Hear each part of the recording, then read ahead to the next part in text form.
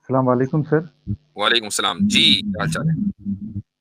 जी, अल्लाह ताला की कृपा से सब बढ़िया हैं। सर आप कैसे जी, हैं? अल्हम्दुलिल्लाह।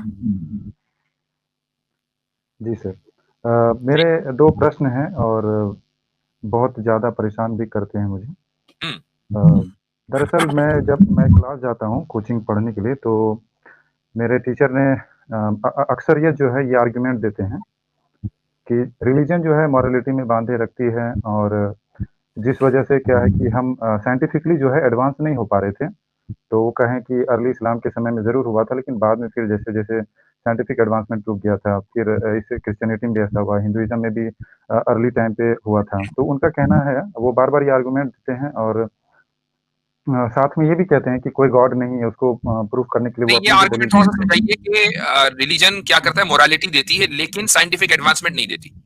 हाँ, मोरालिटी की वजह से जो है देखिए हाँ, मोरालिटी के बंधन में बंधे होने के कारण साइंस में लोग आगे नहीं बढ़ पाते हैं। उनकी जो दिमाग है, वो बस दकियानूसी हो जाती है, एक फिक्स जगह तक बैठ जाती है, ऐसा तो उनका यानी आर्गुमेंट उनका रहता है। कहना ये है कि मोरालिटी जो है वो दकियानूसी चीज़ है। हाँ, मोरल नहीं होना हाँ। चाहिए बंदे को। हाँ, मतलब शादी वगैरह का कॉन्सेप्ट भी गलत है, मतलब लिव इन रिलेशनशिप सही है, ये है, वो है और फिर नहीं तो एथिइस्टिक का जो लिविंग लॉजिक लिविंग होता है। रिलेशन में कौन-सी साइंस है भाई? ज़रा साइंस बताएँ इसके पीछे कौन-सा फ़ॉर्मूला है? सर थ्योरी मेरे ऑफ को तो नहीं पता रिलेटिविटी? हाँ, नहीं उन्होंने इस पर मैंने नहीं जब बल्कि कहा कि बल्कि सर थ्योरी ऑफ इररिलेटिविटी है तो। हुँ, हाँ, मैंने इस जी। पे जब कहा तो उन्होंने कहा कि जब देखिए लड़कियाँ बाहर आईं और ये सब जब समाज के नियम टूट रहे हैं, तो आज देखिए साइंस कितना एडवांस हो रहा है, लोग आगे बढ़ जी। रहे हैं और रिलिजियस तो इतना समय से रूल किया, कहाँ एडवांस हो पाए? तो उन्होंने ये दलील दी और उन्होंने ये भी कहा और ये हालाँकि ये ईश्वर नहीं है, उसपे उन्होंने लॉजिक दिया कि पूरे यूनिवर्स में हर चीज़ अनसर्टेन है, तो नहीं देखें, इसीलिए एक रिलीजन मिनट, ये अलग एक 2 अलग-अलग सवाल है, अभी एक ही पर बात करते हैं। अम, उन्होंने कहा कि भई रिलिजन ने इतने दिनों तक रूल किया तो कोई साइंटिफिक तरक्की नहीं थी, अब जी, साइंटिफिक एडवांसमेंट हुआ है। मुझे एक बात हाँ। बताइए कि कौन-सा ऐसा रिलिजन है कि जिसने साइंटिफिक एडवांसमेंट को ये कहा हो कि ये गलत है? खुसूसन इस्लाम के ताल्लुक से, हम तो इस्लाम को रिप्रेजेंट कर रहे हैं यहाँ पर। ये कहो कि नहीं ये जो साइंटिफिक एडवांसमेंट है गाड़ियाँ बनाना है, कंप्यूटर बनाना, जहाज बनाना, ये सारे के सारे हराम है, इस्लाम में कहाँ है? नहीं, ये मतलब उनका कहना है कि इवॉल्व जो पिछले लास्ट 300 ईयर में हुआ है, तो जी। वो पहले नहीं हो पाया था उतना ज़्यादा, ये वो कह रहे थे। तो इसे क्या है कि मतलब थोड़ा एथियस्ट की तरह एथिज़्म की तरफ जो है माइंड ज़्यादा मुझसे हो जाता है। जी। हरिओम भाई 300 साल के बाद सेम यही सवाल तो आज 2024 के दौर पे होगा कि 300 साल बाद हम जितना टेक्नोलॉजिकली एडवांस्ड होंगे तो क्या हम कहेंगे कि यार 2023 के लोग जो बेवकूफ थे वो इतने एडवांस नहीं थे टेक्नोलॉजिकली हमारे इतने। जी हरिओम भाई, ये सवाल उनसे बनेगा कि आज जो ये कह रहा है कि 300 साल पहले लोग इतने टेक्नोलॉजिकली एडवांस नहीं थे, इसलिए वो लोग दकियानूसी लोग थे, वो घटिया लोग थे। तो यही बात 300 साल के बाद के लोग कहेंगे आपके बारे में जो ये बात कर रहे हैं, तो क्या ये बात दुरुस्त होगी? क्योंकि ऑफ कोर्स जो 300 साल के बाद होंगे वो ज़्यादा टेक्नोलॉजिकली एडवांस्ड होंगे ना। जी, बिल्कुल। तो क्या वो ये कहें उसी ज़बरदस्त। शख्स को जो आज से अपने पिछले 300 साल पीछे के लोगों को ये बात कह रहा है कि भाई तुम तो बेवकूफ थे, तुम हमारे इतने तो टेक्नोलॉजिकली एडवांस थे ही नहीं। देखो हम जो है वो आज 300 साल बाद कितने मजे एडवांस में बैठे हुए हैं। जबरदस्त पॉइंट है, शानदार पॉइंट माशाल्लाह। तो इसमें मैं एक चीज और हजरत ऐड करना चाहता जी, हूँ। सिर्फ एक चीज है। जी, अच्छा, ये ब्लेंडर है। थोड़ा सा भी अगर कोई सोशियोलॉजी को पढ़ता है, ह्यूमन हिस्ट्री से वाकिफियत रखता है, उसको पता होना चाहिए कि पैगन कल्चर जो है इससे ज्यादा एडवांस और मॉडर्न लिबरल था।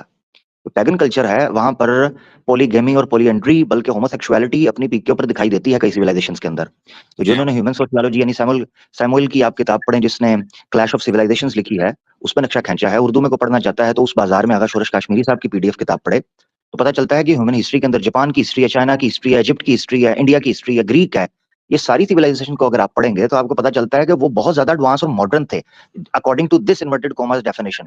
इस भाई ब्लेंडर आप को देखें कि खुद हदीस में जो जाहिली मुआशरे की तस्वीर कशी की गई है उसमें यह है कि औरतें पॉलीएंड्री करती थी कि एक खातून थी कि जिनके 10 शौहर थे, उनमें से एक अबू सुफियान भी थे जाहिली दौर में, कि जिनसे बेटा बेटा पैदा हुआ और उसका नाम था जियाद। ये तो सही मुस्लिम की रिवायत है, 10 शौहर थे उस एक औरत के। बिल्कुल ऐसे ही है। अच्छा, ये ब्लंडर जो है ना, इसको तारिक जान साहब ने एक किताब लिखी है, सेकुलरिज्म मबाहिस व मगालते। उसके अंदर इस चीज को उन्होंने एक्सप्लेन किया है कि क्या मॉडर्निटी एडवांसमेंट को या टेक्नोलॉजी को लेकर आती है। तो थर्ड वर्ल्ड कंट्रीज आपको कई ऐसे नजर आएंगे जहां से पूरी लेबर जो है वो शिफ्ट होती है, इंपोर्ट की जाती है, जैसे फिलीपींस है, वियतनाम है, थाईलैंड के कुछ इलाके हैं, या साउथ मलेशिया के, वेस्ट मलेशिया के कुछ इलाके हैं। वहां बताया हुआ है कि लोग जो है वो कपड़ों के एतबार से बड़े एडवांस हैं। इसी तरह अफ्रीका में चले जाएं आप, जो आपका ईस्ट अफ्रीका है, युगांडा है, गाना है, नाइजीरिया है, कीनिया है, इन इलाकों में चले जाएं तो वहां औरतें बाहर निकली हुई हैं। कहाँ एडवांसमेंट, कहाँ इन्वेंशंस, कहाँ टेक्नोलॉजी? ये ब्लंडर है, ये धोखा दिया गया है। फॉल ऑफ नेशंस पढ़ लें, उसके अंदर एक्सप्लेन किया। सबसे ज्यादा सेक्युलरिज्म और लिबरलिज्म बोत्सवाना में है। अब बताइए कहाँ तरक्की है? बिल्कुल। नहीं, असल में मुफ्ती साहब की जो बात करते हैं ना हमारे कैसर भाई, सॉरी अमित भाई, जो बात करते हैं हमारे कैसर भाई कि हम लोगों का जो पाला है ना, ये असली में जाहिलों से पड़ा है।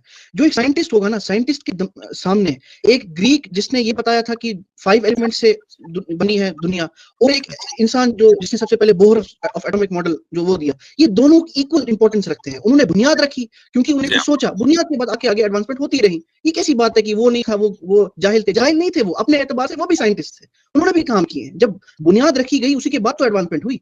अब आप क्या बोलते हैं कि एक ही दिन में आके आपको थ्योरम भी दे दे, रिलेटिविटी भी दे दे, ग्रेविटी भी दे दे, सब कुछ दे दे।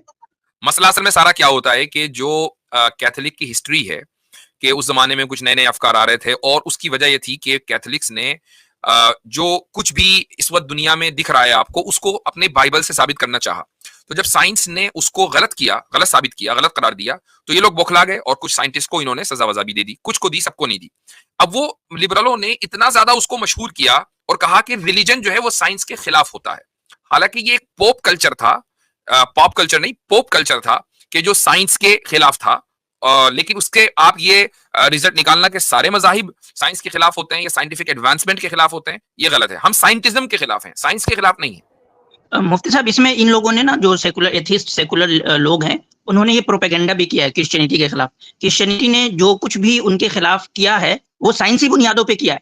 मिसाल के तौर पे गैलीलियो ने कहा कि जमीन जो है वो घूमती है, तो उसका रद्द उन्होंने साइंटिफिक एक्सपेरिमेंट के जरिए किया। उन्होंने ऐसा नहीं है कि उन्होंने कहा सिर्फ और सिर्फ बाइबल को पेश किया, उन्होंने बाइबल के साथ साथ अपने साइंटिफिक एक्सपेरिमेंट को भी पेश किया कि भाई तुम्हारी थ्योरी को अगर हम मान लें तो फिर तो ये दुनिया एग्जिस्ट ही नहीं करनी चाहिए। फिर उन्होंने कई सारे एक्सपेरिमेंट करके भी उनको दिखाए, और ये बात उस वक्त तक फिर काबिल कबूल नहीं हुई जब तक कि न्यूटन ने आके ग्रेविटी का थ्योरी नहीं दिया। तब तक वो जो गैलीलियो के ऊपर जो इश्कालात थे वो हल नहीं हुए। तो ये इन लोगों ने भी प्रोपेगेंडा किया कि बस क्रिश्चियनिटी को एज अ रिलीजन वर्सेस मजहब दिखाना, बल्कि वो साइंस वर्सेस साइंस ही था। मतलब कि उस वक्त के जो एस्टैब्लिश्ड, जैसे कि मिसाल के तौर पे आज अगर कोई बंदा किसी एस्टैब्लिश्ड साइंटिफिक फैक्ट के खिलाफ बात करे, जिसको ये लोग एक एस्टैब्लिश्ड साइंटिफिक फैक्ट मानते हैं, हालांकि ये कितने ज्यादा अपने आप को कहते हैं कि हम टॉलरेंट हो गए नॉलेज में को लेकर के और अलग अलग इनके आरा को लेकर, उसके बावजूद अगर कोई मिसाल के तौर पे कोई बंदा आता है और किसी ऐसे यानी ग्रेविटी के खिलाफ कोई बात करने लगे, साइंटिफिक उसूल में ही करने लगे, तो उसका धराधर ये लोग रद्द करेंगे। गर्चे उसका प्रोसिक्यूशन तो नहीं करेंगे लेकिन रद्द करेंगे। तो उस वक्त उन्होंने ऐसा ही किया, वो उनको यानी कि उन्होंने साइंटिफिकली उसका रद्द भी किया, उसमें एक रिलीजियस एंगल भी था जिसकी वजह से उनका प्रोसिक्यूशन भी हुआ। तो इसको सिर्फ और सिर्फ रिलीजन पर सही। उसकी सबसे बड़ी मिसाल फ्लैट अर्थर्स है ना, तो फ्लैट अर्थर्स का किस तरह मजाक उड़ाया जाता है। जी बिल्कुल बिल्कुल जी, वो कौन से रिलीजियस लोग हैं। जी जी जी, अच्छा भाई ठीक है। हाँ, मैं कह रहा हूँ हरिओम, ये पॉइंट समझो कि है ना, मटेरियल डेवलपमेंट को साइंटिफिक डेवलपमेंट नहीं समझो। 300 साल में मटेरियल डेवलपमेंट बहुत हुई है, कोई इनकार नहीं करता। लेकिन देखो, जैसे अभी हम हेलीकॉप्टर देखते हैं, क्या डेवलपमेंट है, इतना कोई इंटेलिजेंट बंदा होगा। लेकिन समझो जिस बंदे ने मोटर बनाई है सबसे पहली, वो ज्यादा बड़ा इंटेलिजेंट था, वो ज्यादा उसने साइंटिफिक रेवोल्यूशन की है, उसने ज्यादा साइंटिफिक डेवलपमेंट किया। क्यों? उसके पास कुछ बुनियाद ही नहीं थी जिससे वो चीज इजाद कर सके। लेकिन जो हेलीकॉप्टर बना रहे, जो विंड टर्बाइन बना रहे, जो भी, उन सबके पास वो उसूल है, वो बुनियाद है। वैसे ही जब हम टेलीस्कोप देखते हैं, जो सारी डिस्कवरीज हो रही हैं, जो बिग बैंग की हो रही है, जो हम लोग गैलेक्सीज कर रहे हैं, हमें टेलीस्कोप की हमें जरूरत पड़ती है।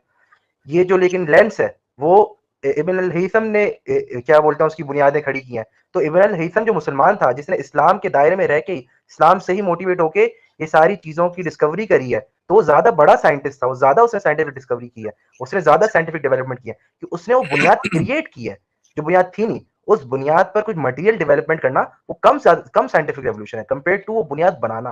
तो ये चीज समझो कि मटेरियल डेवलपमेंट जो हुई है ना 300 साल में, इसको तुम साइंटिफिक डेवलपमेंट नहीं समझो। सही सही। मुफ्ती साहब, इसमें बस मैं एक लास्ट पॉइंट ऐड करना चाहता हूँ, वो ये कि हमारे अंदर ये हिम्मत होनी चाहिए, अब कम से कम अब तो कर लें, कि ये पूछें कि क्या scientific advancement itself is a good thing, कि क्या साइंटिफिक एडवांसमेंट के नाम पे जो कुछ आ जाएगा सबकी सब चीजें अच्छी ही होगी। ये करेज नहीं है लोगों के अंदर, ये करेज लाएं आप कि पूछें कि क्या साइंटिफिक एडवांसमेंट है तो क्या मतलब कि वो अच्छी है अपने आप में, वाकईतन कोई अच्छी चीज है। ये भी बड़ा अहम पॉइंट है कि अब देखें, रिलीजियस मोरालिटी नहीं थी तो उन लोगों ने जिन्होंने साइंटिफिक एडवांसमेंट की तो उन्होंने मिलियंस ऑफ मिलियन लोगों को मार दिया, एटम बम गिरा दिए। ये सारे के सारे साइंटिफिक एडवांसमेंट का ही तो नतीजा है ना। तो रिलीजन अगरचे मौजूद है उनमें से कुछ लोगों के पास, लेकिन रिलीजियस मोरालिटी नहीं है। ठीक है भाई, चलें, सही है।